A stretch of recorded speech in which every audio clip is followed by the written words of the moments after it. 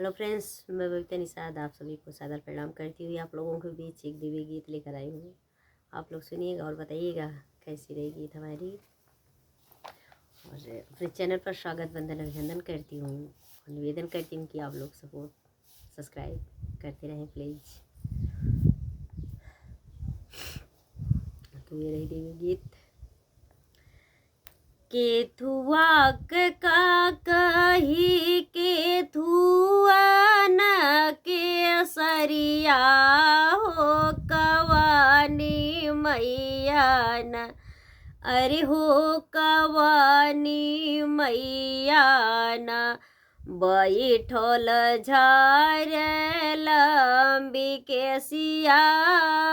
अरे हो कवानी मैया न, बैठल झार लंबी केसिया,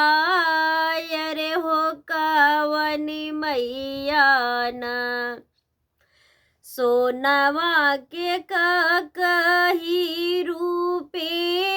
लागल सरिया, अरे हो दुर्गे मैया न, अरे हो दुर्गे मैया न, बैठल झार लंबी केसिया, अरे हो दुर्गे मैया न, बैठल झार लंबी केसिया, अरे हो दुर्गे मैया न, टूटी गईली का कही छटकी गईनी सरिया, अरे हो रुसाली गईली न, अरे हो रुसाली गईली न, मैया सोनरा दुकनिया,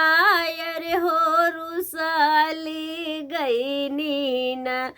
मैया सोनरा दुकनिया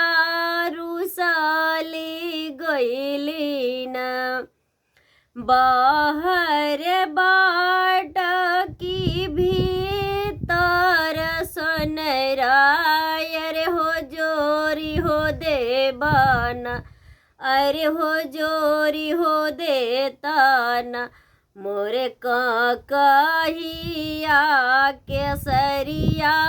अरे हो जोरी देताना,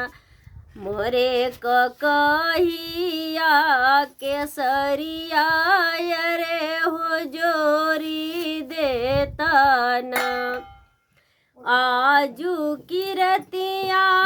मैया बसा मोरे महलिया, हो कि भोरवे होतना, हो कि भोरवे होतना, जोर बैका कही केसरिया, अरे हो भोरवे होतना, जोर बैका कही केसरिया, अरे हो भोरवे होतना।